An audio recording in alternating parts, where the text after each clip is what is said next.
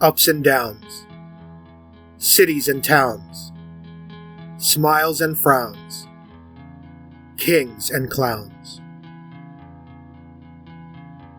As the main doors are flung wide to release the mass of screaming children, the sun was in my eyes, which blinded me to his approach, and I didn't know I was leaving school to be kidnapped. My smiles were bright, my spirits as eager to take flight as the rest of these innocents.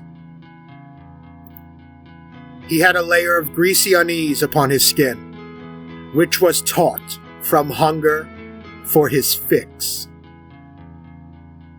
His gaze is sometimes terrible, often unfixed, addressing the ghosts of his need. His mother's apartment had bright, white walls that contrasted the feeling of darkness those walls held. Father had beaten her some days before. She lay prostrate on the bed, and then the floor, as she attempts to rise and make it to the bathroom door. She doesn't. She soils herself, laying there. She gasps for air with which to weep, for her pain and shame are equal and deep. He doesn't notice either. The ransom for my life was whatever money my mother had earned that week in her job as a barkeep, and the title to her car. She didn't hesitate. I am returned safe to grandmother's house, where I find out he had threatened to take me, to murder, and dump my body back weeds, where I would never be found. They had tried to beat him to the school, grandmother coming so close in such a desperate race that she fell on a raised bit of concrete and broke her ankle. Her foot looked like a giant Q-tip, but the pain that pinched the eyes closed behind those Coke bottle glasses was nothing compared to the flood of tears of relief. He had his drugs. They had their child. So it's ups and downs all around. I was 9 years old and could comprehend little of what was happening. 2.5 hours or so to reach her. Drive out east on Interstate 10. North a good piece, up Interstate 85. She is eager for me to arrive. I am eager to meet her eyes, to taste her mouth. I stop at a phone booth when I get off at her exit. My fingers tremble as I dial her numbers. It has been 15 years since, but still I remember. We drive late into the night on the return trip. She falls asleep with her arms in a tight grip around my right, and it's all right. No need to shift into park or reverse on a long drive. Lights slide off her angelic face. Streets glide by. The car whirs its many gears and wheels in centrifugal motion. Everything is perfect in the quiet stillness of this beautiful night. I enjoy every detail. So it's cities and towns all around. It all holds together for now. And so, when we get home, I carry her inside.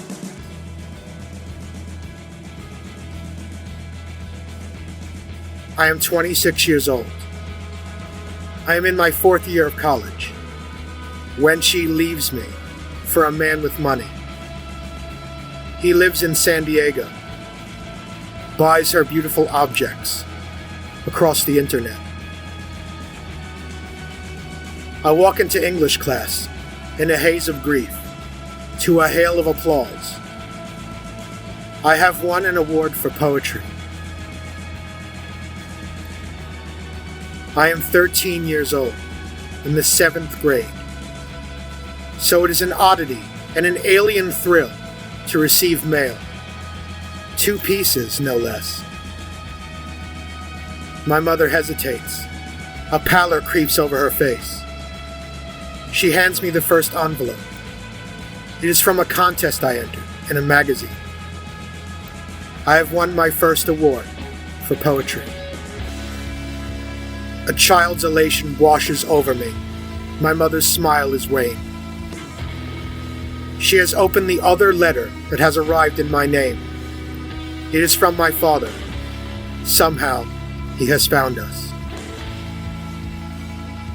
She waits days to explain that he was sick and wanted to see me. We discuss it and decide against. 3 years hence, and yet the fear of his violence, his madness, remains fresh in memory. I am 13 years old when he dies from AIDS, emaciated and blind. I keep his letter in a drawer, my award in a frame on the wall above. He dies without seeing his son, without saying goodbye, without expressing his remorse or his love. So it's smiles and frowns all around. In this soulless metropolis, where I ache in absence, surrounded by similarly separated souls, where our brothers sleep on streets, in hollows of weeds, under the boughs of trees, and our daily routine demands that we look away from them and their needs, which are often little more than a bite to eat, a blanket, a smile of acknowledgement, a handshake, a simple greeting. Yes, I see that you are suffering. In this bloodless land of concrete, where all and each suffer individually, it becomes an astonishment to learn that I also have lived a life of joys and sorrows, each within the tangled grasp of the other, not terribly different from yours, oh my sisters and brothers. Forests are whittled into another cookie-cutter shopping mall. Nature retreats from these faceless walls, blank and staring into nothing, where lives are placed in numbered boxes, where children are stacked by name and height into classrooms and school photographs, where silent steel drones are building vertical bridges to nowhere. An orange corona flickers and blooms in the thicket. The stink of crack wafts out, and I know somewhere in that hollow of filth there is a soul not unlike my own, seeking a momentary refuge. I find my own respite in moments of passion and clarity, when all of life unfolds before me, like the petals of a flower, delicate, gorgeously fleeting they are, soon to wilt, which makes them precious all the more. A subtle vibration of sound, a tremulous motion of wind, a sunset awash in sibilant skins of colors, and for a brief moment, countless lifetimes are one. And in that moment, I remember everything. I am 40 years old and comprehend far more than I can comfortably relate. This eternal destiny, this foolish flesh. So it's kings and clowns all around. I am 10 years old this day. It is my birthday, and I am playing in the street outside my grandmother's house. The sun is shining. The air is cool and sweet on a perfect October afternoon. I see him coming this time, at the far end of the avenue. He is smiling.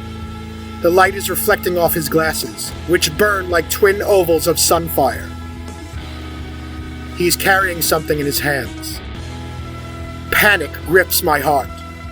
I remember the incident just weeks earlier. How my mother wept. How she trembled as she held me in her arms. The surprising strength in her desperate embrace to have her son return to her, unharmed. I remember the countless days and nights of terror. Glass smashing, blood fountaining out of his arms as he laughs. Hours spent in the aftermath, wiping it up with towels. And many other horrors. Too many to recount. I flee in the opposite direction. I catch a single glimpse of the smile falling from his lips as I turn. I will never see him again in this world. He was bringing me a birthday present. It has been 30 years, and still, I burn with the memory. Ups and downs, I answered casually.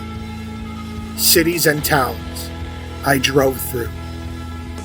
Smiles and frowns, I witnessed. Kings and clowns, I have been. We have each been everything, each other, and everyone in between. All my sisters and brothers. I have been everywhere. I remember everything. This Soulless Metropolis by Daniel Christensen.